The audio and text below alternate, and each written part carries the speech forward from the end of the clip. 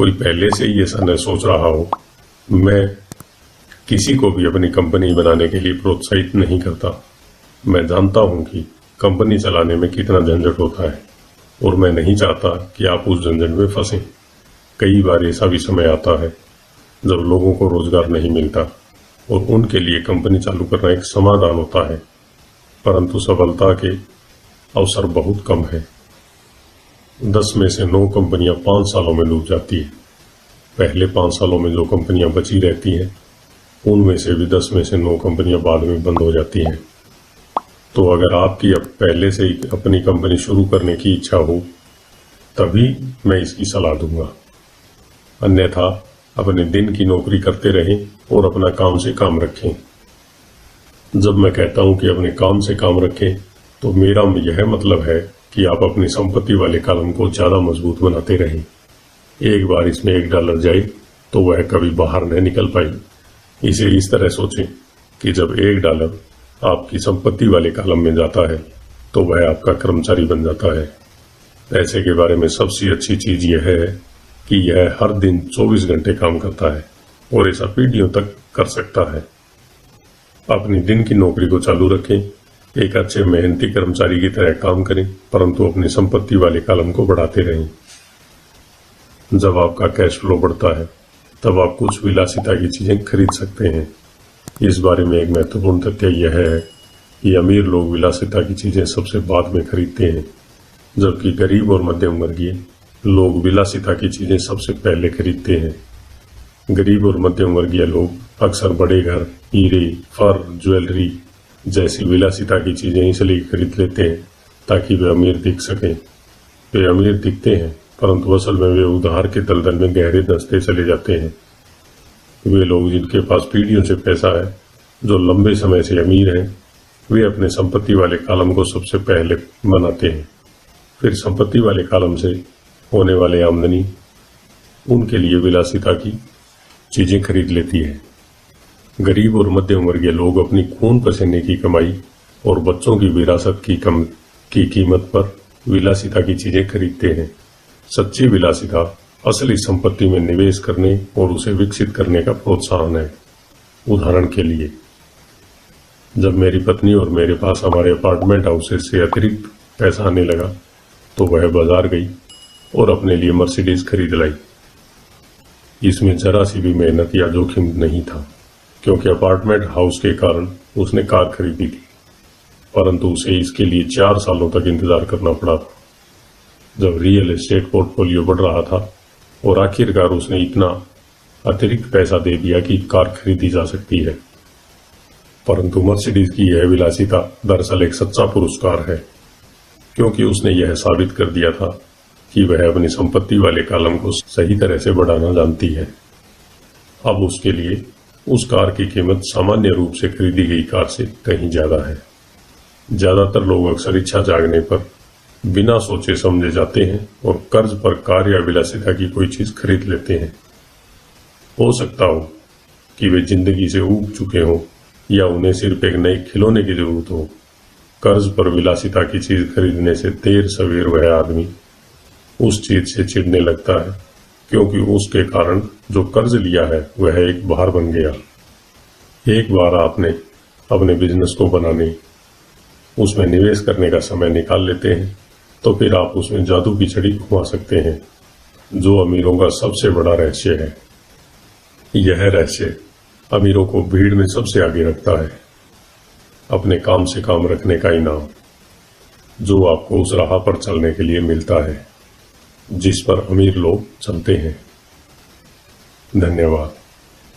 आइए चलते हैं अध्याय 5 की तरफ, जो है टैक्स का इतिहास और कॉरपोरेशंस की ताकत। आपका दिन शुभ हो।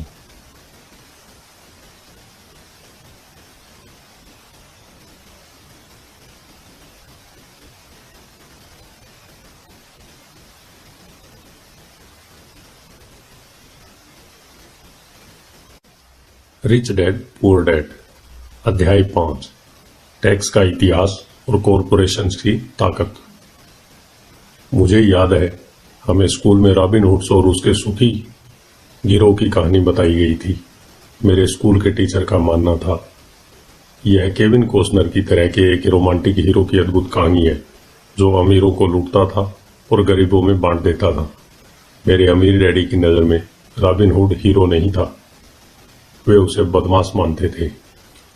रॉबिन हुड को गुजरे हुए तो लंबा समय गुजर चुका है, परंतु उसके अनुयायी आज भी जिंदा है।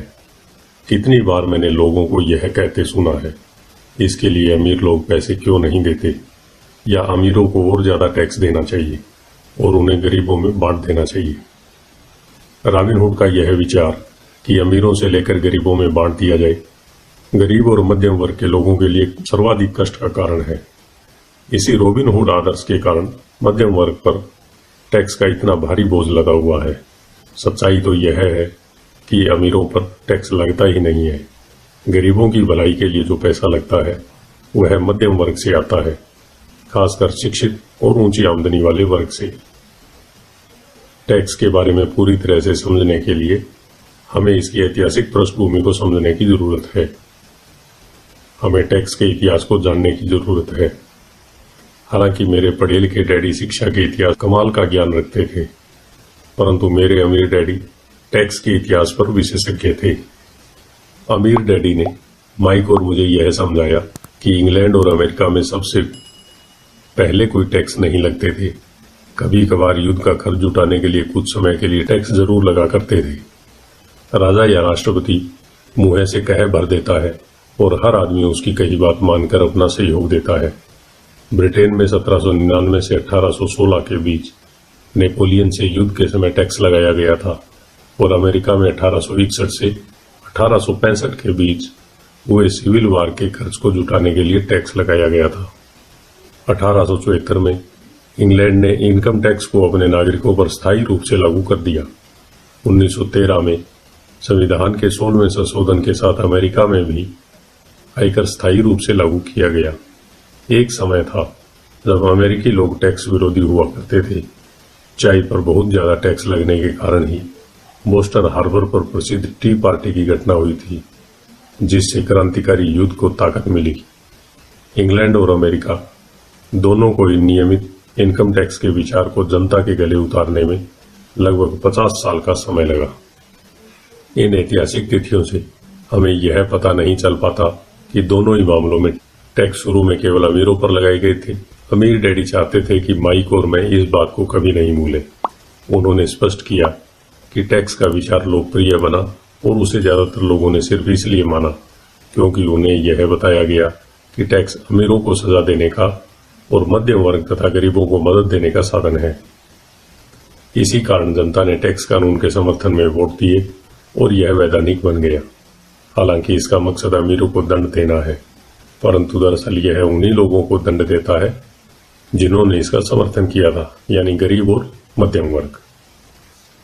एक बार सरकार ने पैसे का स्वाद चख लिया तो उसकी भूख बढ़ती गई।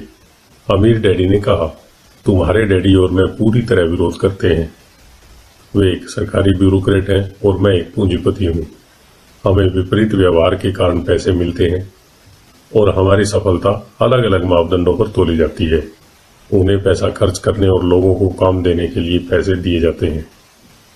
वे जितना ज्यादा खर्च करते हैं और जितने ज्यादा लोगों को काम पर रखते हैं, उनका संगठन उतना ही बड़ा होता जाता है। सरकार में जितना बड़ा उनका संगठन होता है, उतना ही ज्यादा सम्मान उन्हें दिया जाता है। दूसरी तरफ मेरे संगठन में मैं जितने कम लोगों को रखूं और जितना कम पैसा खर्च करूं, मेरे निवेशक मेरा उतना ही ज्यादा सम्मान करते हैं। इसलिए मैं सरकारी आदमियों को पसंद नहीं करता हूं। उनके लक्ष्य बिजनेस के ज्यादातर लोगों से हटकर होते हैं। जैसे जैसे सरकार के कर्मचारी बढ़ते हैं, उन्हें तनख्वाह देने के लिए उतने ही ज्यादा टैक्स की जरूरत होती है। मेरे पढ़े लिखे डैडी इस बात में भरोसा करते थे कि सरकार को लोगों की मदद करनी चाहिए। वे जॉन एफ कैनेडी से प्रेम करते थे और खासकर पीस कॉर्प्स के विचार से। वे इस विचार को इतना ज्यादा पसंद करते थे कि वे और मेरी माँ दोनों ही पीस कॉर्प्स के लिए काम करते थे और मलेशिया, थाईलैंड और फिलीपींस जाने वाले स्वयंसेवकों को प्रशिक्षित करते थे। वे हमेशा अतिरिक्त अनुदान और बजट में बढ़ोतरी की कोशिश करते थे ताकि वे ज्यादा लोगों को भर्ती कर सकें। ऐसा वे शिक्षा विभाग की अपनी नौकरी में भी करते थे और पीस कार्प्स में भी। यह उनका काम था। जब मैं 10 साल का था तब से मैं अपने अमीर डैडी से यह सुनता आया हूं कि सरकारी कर्मचारी आलसी चोरों का गिरोह है, और मेरे गरीब डैडी से मैं यह सुनते आया हूं कि अमीर लोग लालची और बदमाश होते हैं जिनसे सरकार को ज्यादा टैक्स लेना चाहिए। दोनों ही विचारों के पक्ष में तर्क दिए जा सकते हैं। मेरे लिए यह बहुत मुश्किल था, क्योंकि एक तरफ तो मैं शहर के सबसे बड़े पूंजीपतियों में से एक के लिए काम करता था, और दूसरी तरफ जब मैं घर आता था तो वहां मेरे डैडी होते थे जो एक नामी सरकारी नेता थे। यह तय करना आसान नहीं था कि कौन सही बोल रहा है और किसकी बात पर मुझे भरोसा करना चाहिए। परंतु जब आप टैक्स के इतिहास का अध्ययन करते हैं तो एक दिलचस्प पहलू सामने आता है। जैसा मैंने कहा कि टैक्सों का लागू होना सिर्फ इसलिए संभव हो सका क्योंकि जनता रॉबिनहुड के अर्थशास्त्रीय सिद्धांत में भरोसा करती थी, जिसमें अमीरों से लेकर बाकी सब में बांट दिया जाता है। समस्या यह थी कि सरकार की पैसे की भूख इतनी बढ़ गई कि जल्दी मध्यम वर्ग पर भी टैक्स लगाने की नौबत आ गई, और वहां से धीरे धीरे टैक्स का बोझ नीचे की तरफ आता गया। दूसरी तरफ अमीरों ने इसे एक मौके की तरह देखा। वे उन्हीं नियमों से नहीं खेलते हैं जिनसे जनता खेलती है। जैसा मैंने बताया है, अमीर पहले ही कारपोरेशन के बारे में जानते थे, जो पानी के जहाजों के जमाने में लोकप्रिय हुई थे। अमीरों ने हर समुद्र यात्रा की संपत्ति के जोखिम को सीमित करने के लिए कारपोरेशन का उपयोग किया।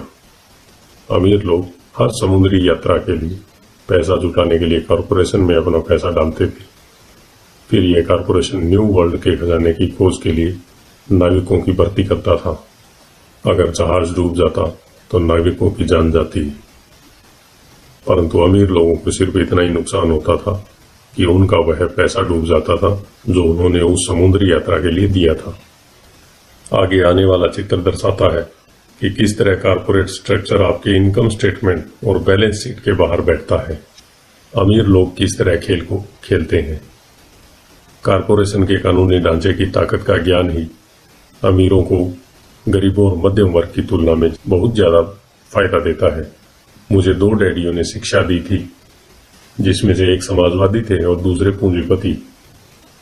मुझे जल्दी यह महसूस हुआ कि पूंजीपति में पैसे की ज्यादा समझ है।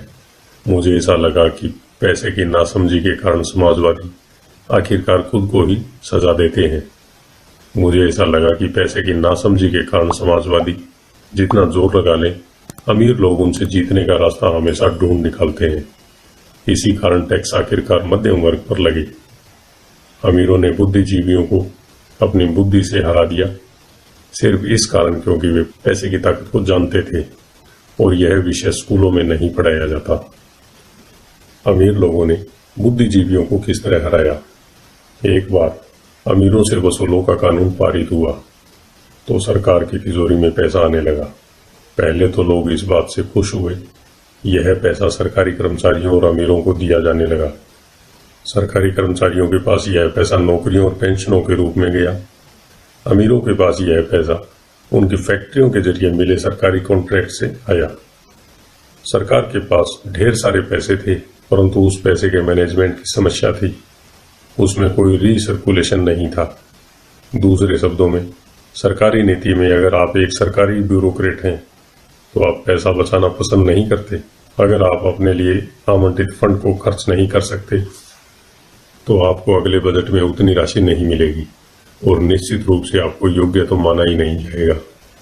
दूसरी तरफ बिजनेस में पैसे बचाने के लिए इनाम मिलता है, और ऐसा करने पर आपको काबिल माना जाता है। जब बढ़ते हुए सरकारी खर्चों का यह चक्कर चलता है तो पैसे की मांग बढ़ी, और अमीरों से टैक्स वसूलों के विचार में अब कम अमीर लोगों को भी शामिल कर लिया गया, और इस तरह सरकार इतनी नीचे आ गई कि वे गरीब और मध्यम वर्गीय लोग भी टैक्स के दायरे में आ गई, जिन्होंने इसके लिए वोट दिए थे। सच्चे पूंजीपतियों ने बचने का तरीका खोजने के लिए अपनी पैसे की समझ का प्रयोग किया। वे कॉरपोरेशनों की सुरक्षा में चले गए। कॉरपोरेशन अमीर लोगों को सुरक्षा देता है, परंतु कई लोग जिन्होंने कभी कॉरपोरेशन नहीं बनाया यह नहीं जानते कि कॉरपोरेशन जैसी कोई चीज नहीं होती।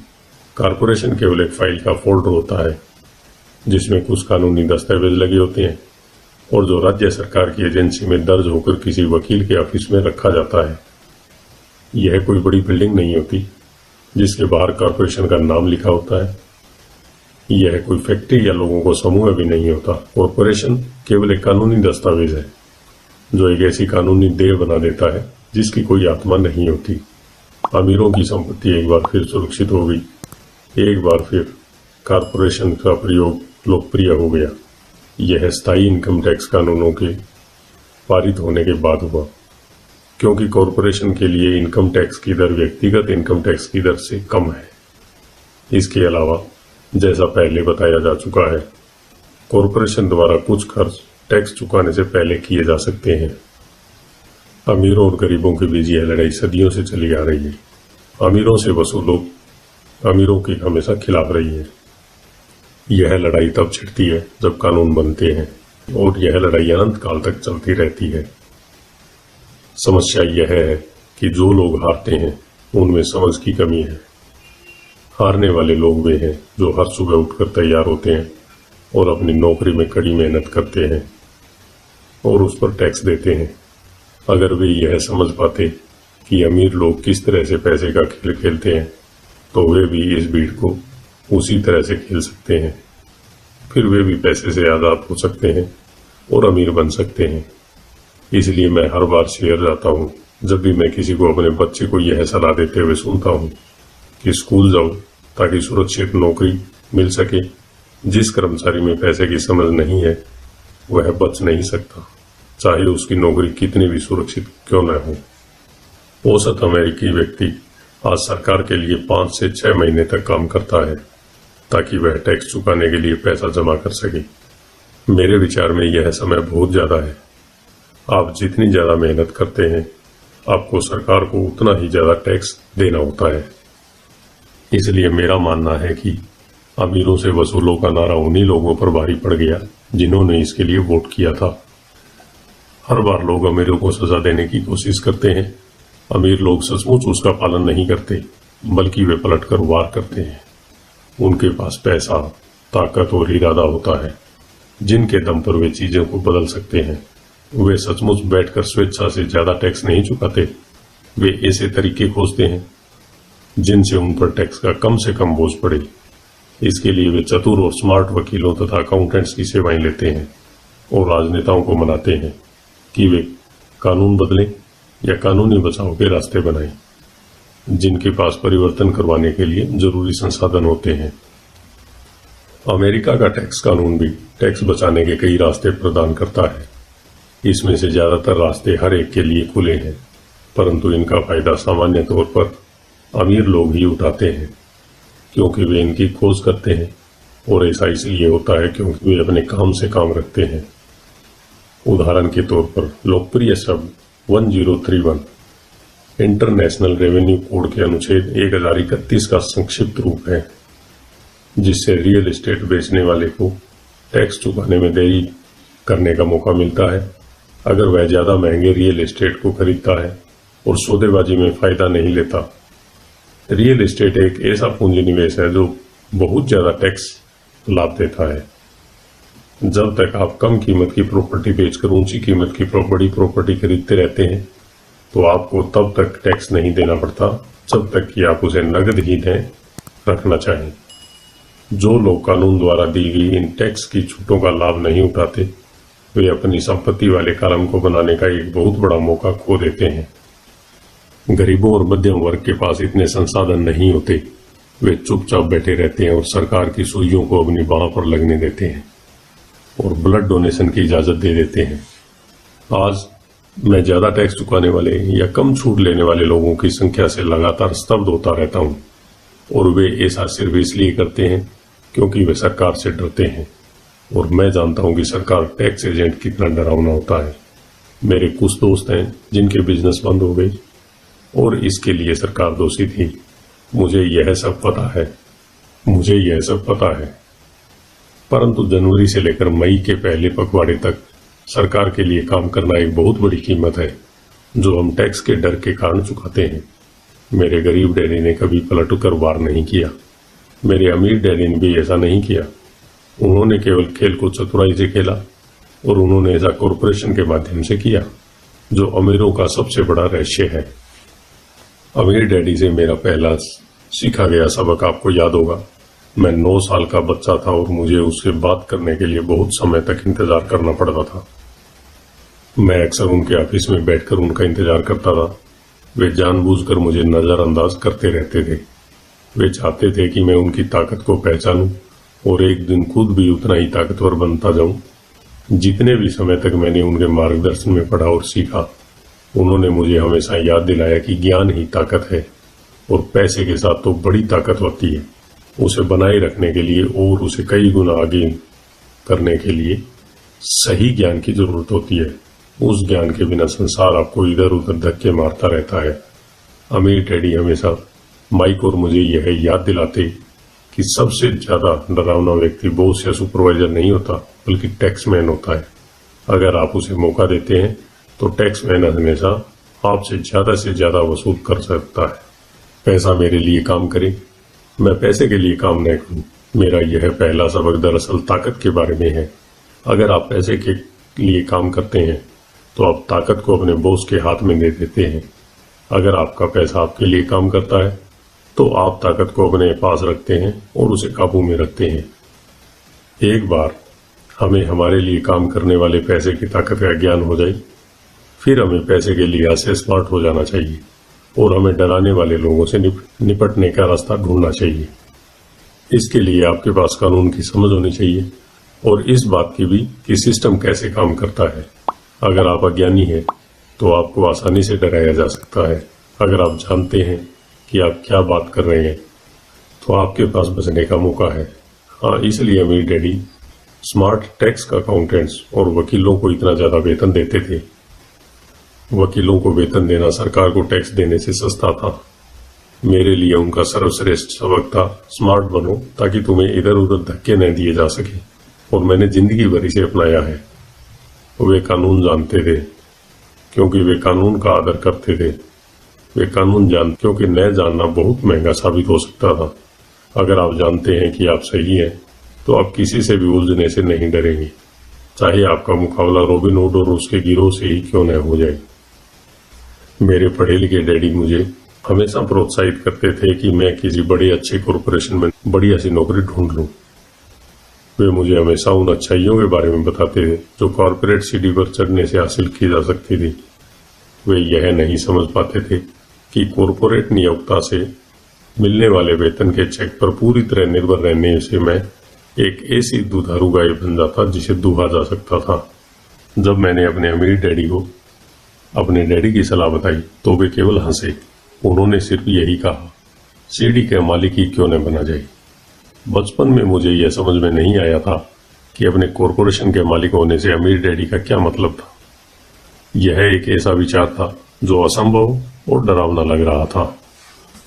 हालांकि मैं इस विचार से रोमांचित था, परंतु मेरी कम उम्र में मैं इस संभावना पर विचार ही नहीं कर पा रहा था कि अवयस्क लोग किसी दिन मेरी कंपनी में काम करने लगेंगे। मुद्दे की बात यह है कि अगर अमीर डैडी नहीं होते तो मैं अपने पढ़े लिखे डैडी की सलाह का पालन कर रहा होता। अमीर डैडी ने बार बार याद दिलाने के कारण ही मेरे अपने कॉरपोरेशन का विचार जीवित रहा और यह मुझे एक राह पर चलाता रहा। जब मैं 15 या 16 साल का था तो मैं जानता था कि मैं उस राह पर नहीं चलने वाला जो मेरे पढ़े लिखे डैडी ने बताई है। मैं नहीं जानता था कि मैं ऐसा किस तरह करूंगा, परंतु मैंने दृढ़ निश्चय कर लिया था कि मैं भीड़ के साथ नहीं चलूंगा और उस दिशा में नहीं जाऊंगा जिस तरफ मेरे सहपाठी जा रहे हैं। इस फैसले ने मेरी जिंदगी बदल दी। जब तक मैं 25 साल का हुआ तब तक अमीर डैडी की सलाह मुझे पूरी तरह समझ में नहीं आई थी। मैंने हाल ही में मैरिन कार छोड़ी थी और जेरॉक्स के लिए काम कर रहा था। मुझे बहुत पैसा मिल रहा था, परंतु हर बार जब भी मैं अपनी तनख्वाह के चेक को देखता था तो मुझे हमेशा निराशा होती थी। कटौती बहुत ज्यादा थी और जितना ज्यादा मैं काम करता था कटौतियां उतनी ही ज्यादा होती थी। जब मैं ज्यादा सफल होने लगा तो मेरे वरिष्ठ बॉस मेरे प्रमोशन और तनख्वाह बढ़ाने की बातें करने लगे। यह सुनने में तो अच्छा लगता था, परंतु मैं अपने कानों में अपने अमीर डैडी की आवाज भी सुन सकता था। तुम किसके लिए काम कर रहे हो? तुम किसे अमीर बना रहे हो? 1974 में जेरॉक्स के कर्मचारी के रूप में ही मैंने अपना पहला कॉरपोरेशन बनाया और अपने काम से काम रखना शुरू कर दिया। पहले से ही मेरे संपत्ति वाले कॉलम में कुछ संपत्तियां मौजूद थी, परंतु अब मैंने ठान लिया था कि उन्हें ज्यादा बढ़ाया जाए। कटौतियों वाली तनख्वाह को देख देखकर मुझे अमीर डैडी की सलाह में समझदारी दिखने लगी थी। अगर मैं अपने पढ़े लिखे डैडी की सलाह पर चलता तो मुझे अपना भविष्य साफ नजर आ रहा था। कई नियोक्ता यह अनुभव करते हैं कि अगर कर्मचारी अपने काम से काम रखे तो यह उनके बिजनेस के लिए बुरा होता है। मुझे विश्वास है कि ऐसा कुछ लोगों के साथ हो सकता है, परंतु मेरे साथ ऐसा नहीं था। एक बार मैंने अपने काम से काम रखने की ठान ली और अपनी संपत्तियां बढ़ाना चालू कर दिया तो मैं एक बेहतर कर्मचारी बन गया। मेरे पास अब एक लक्ष्य था। मैं सुबह जल्दी आ जाता था और मेहनत से काम करता और इस तरह ज्यादा से ज्यादा पैसा कमाता था ताकि मैं उसे रियल एस्टेट में निवेश कर सकूं। हवाई में उस समय कीमतें तेजी से बढ़ रही थी और वहां किस्मत चमकाई जा सकती थी। जितना ही ज्यादा मुझे यह लगा कि वहां निवेश की संभावनाएं हैं, उतनी ज्यादा जेरॉक्स मशीनें मैंने बेची। मैंने जितनी ज्यादा मशीनें बेची, मुझे उतना ही ज्यादा पैसा मिला और हाँ, मेरी तनख्वाह के चेक से उतनी ही ज्यादा कटौती हुई। यह प्रेरणादायक था। मैं कर्मचारी होने के जाल से बाहर निकलना चाहता था और इसलिए मैं कम मेहनत करने के बजाय ज्यादा कड़ी मेहनत करता था। 1978 तक मैं सेल्स में चोटी के 5 लोगों में से एक था। Pride number 1। मैं चूहा दौड़ से बहुत जल्दी बाहर निकलने के लिए बेताब था।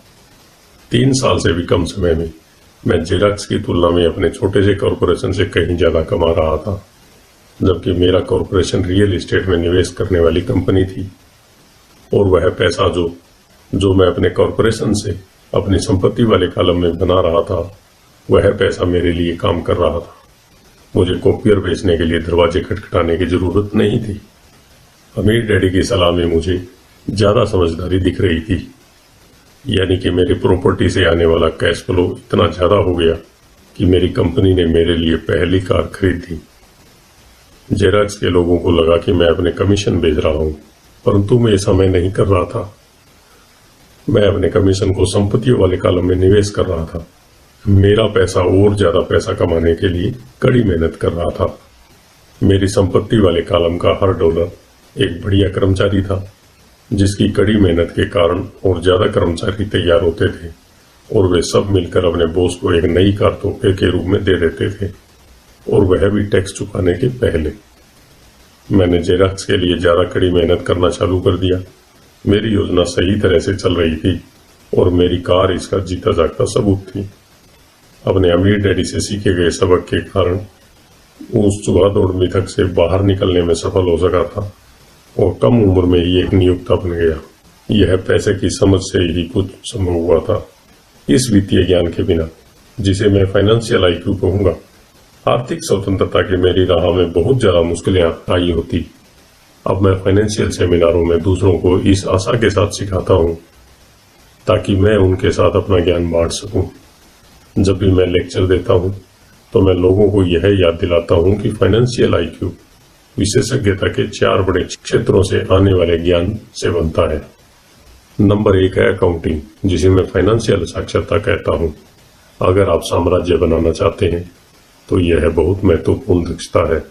आप जितने ज्यादा धन के लिए जिम्मेदार होंगे, उतनी ही ज्यादा सूक्ष्मता की जरूरत होगी, नहीं तो आपका साम्राज्य ताश के पत्तों के महल की तरह ढह जाएगा। यह बाएं मस्तिष्क का पहलू है जिसमें वर्णन या सूक्ष्मता जरूरी है। फाइनेंशियल साक्षरता वह योग्यता है जिसके सहारे फाइनेंशियल स्टेटमेंट्स को पढ़ा और समझा जा सकता है। इस योग्यता से आप किसी भी व्यवसाय की कमजोरी और मजबूतियों को पहचान सकते हैं। नंबर 2 है निवेश, जिसे मैं पैसे से पैसे बनाने का विज्ञान कहता हूं। इसमें तकनीकों, रणनीतियों और फार्मूलों की जरूरत होती है। यह मस्तिष्क का दायां पहलू है, यानी रचनात्मक पहलू। नंबर 3 है बाजार की समझ, मांग और पूर्ति का विज्ञान। बाजार के तकनीकी पहलुओं को जानने की जरूरत है, जो कि भावनाओं द्वारा संचालित होता है। 1996 में क्रिसमस के दौरान टिकल मी एल्मो डॉल का प्रकरण भी तकनीकी या भावनाओं द्वारा संचालित बाजार का उदाहरण है। बाजार का दूसरा तत्व निवेश की मूलभूत या आर्थिक समझ है। क्या किसी निवेश में समझदारी है या वर्तमान बाजार की परिस्थितियों के हिसाब से ऐसा करना